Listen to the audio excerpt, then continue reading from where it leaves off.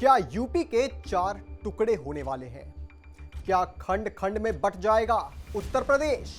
खैर, इस सवाल का जवाब तो हम आपको देंगे ही, पर क्या आप जानते हैं कि यह मांग किसकी है? बीजेपी के ही एक कद्दावर नेता की। सही सुना आपने, बीजेपी, वो पार्टी जिसका सबसे मजबूत गढ़ है उत्तर प्रदेश, वो पार्टी जिसका सबसे मजबूत मुख्यमंत्री उत्तर प्रदेश का है। उस पार्टी के एक नेता ने यूपी को टुकड़ों में बांटने की बात कही, लेकिन क्यों? ऐसा कहने के पीछे कारण क्या है और ये बातें किस लिए कही गई हैं? बताएंगे आपको इस मुद्दे से जुड़ी छोटी से छोटी जानकारी, क्योंकि उत्तर प्रदेश में बीजेपी के खराब प्रदर्शन के बाद ये रिपोर्ट देखना आपके लिए बहुत जरूरी है। पर उससे पहले अगर आपने हमारे चैनल को सब्सक्राइब नहीं किया है तो अभी सब्सक्राइब कर लीजिए और बेल आइकन दबाना ना भूलें।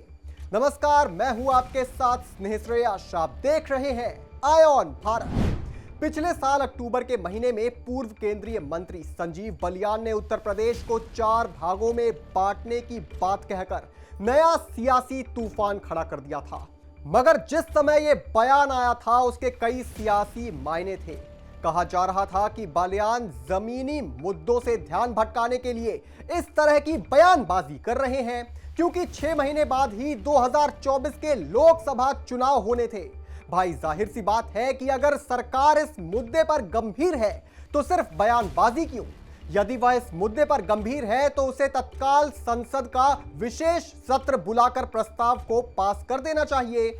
चूंकि मायावती सरकार के दौरान साल 2012 में ही उत्तर प्रदेश को 4 हिस्सों में बांटने का प्रस्ताव केंद्र को भेजा जा चुका है।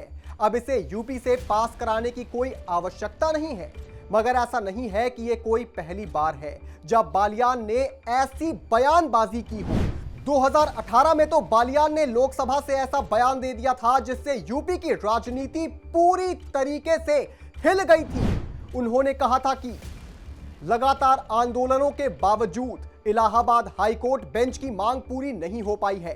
क्या इलाहाबाद के 10,000 वकीलों के लिए पश्चिम यूपी के 8 करोड़ लोगों का गला घोटा जा सकता है?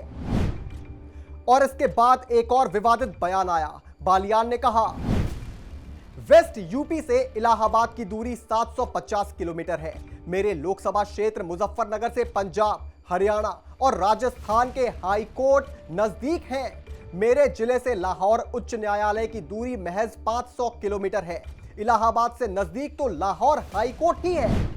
इसके अलावा पिछले साल अक्टूबर में पश्चिम उत्तर प्रदेश में जाट समुदाय के एक कार्यक्रम को संबोधित करते हुए बालियान ने कहा था, पश्चिम उत्तर प्रदेश को अलग राज्य बनाना चाहिए, मेरठ को इसकी राजधानी बना देना चाहिए। इस समय यूपी की राजधानी बहुत दूर है और हाईकोर्ट तक जाने के लिए लोगों को 750 किलोमीटर तक जाना पड़ता है। यदि मेरठ राजधानी होगी तो इससे लोगों को कामकाज करने में सुविधा हो जाएगी। सवाल है कि क्या बालियान को इस डिमांड का कोई मतलब बनता है? हम आपको बताते हैं कि सीएम योगी क्यों नहीं होने देंगे उत्तर प्रदेश के टुकड़े। दरअसल इसका सबसे बड़ा कारण है कि किसी भी राज्य की जनता नहीं चाहती कि राज्य का विभाजन हो। अब तक जितने भी राज्यों का विभाजन हुआ है उसमें जनता में आक्रोश देखने को मिला है। अगला बड़ा कारण उत्तर प्रदेश भाजपा के लिए बड़े मजबूत गढ़ के रूप में उभरा है। भाजपा कभी इसे कमजोर नहीं होने देना चाहेगी। और बड़ा कारण यह भी है कि राज्य का बंटवारा करने से लोगों की मानसिकता बदलती है और इससे भाजपा की पकड़ कमजोर पड़ सकती है। एक और बड़ा कारण यह है कि इस वक्त योगी आदित्यनाथ देश के सबसे घनी आबादी वाले राज्य के मुख्यमंत्री हैं और वो कभी नहीं चाहेंगे कि राज्य का विभाजन हो और वह चंद जिलों के मुख्यमंत्री रह जाए। मगर अब सवाल उठता है कि क्या इससे पहले भी कभी उत्तर प्रदेश को तोड़ने की बात सामने आई है? तो इसके पीछे भी एक बड़ी कहानी है।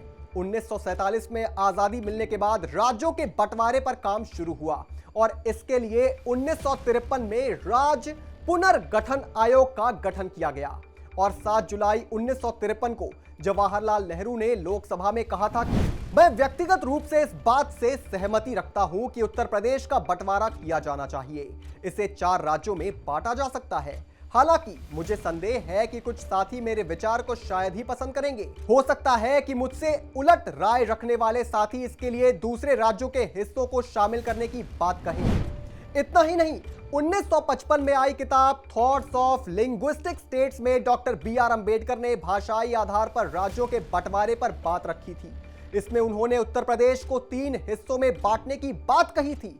उत्तर प्रदेश को तोड़ने की बात भले ही कई बार आई हो, मगर एक मजबूत राज्य के पहरेदार उस राज्य की जनता होती है और एक राज्य जनता का घर होता है। इसलिए जनता कभी नहीं चाहती कि किसी भी राज्य के टुकड़े हो। इस पर आप क्या सोचते हैं, हमें कमेंट करके जरूर बताएं। और भी तमाम बड़ी खबरों से जुड़े रहने के लिए आप देखते रहें आय ऑन भारत।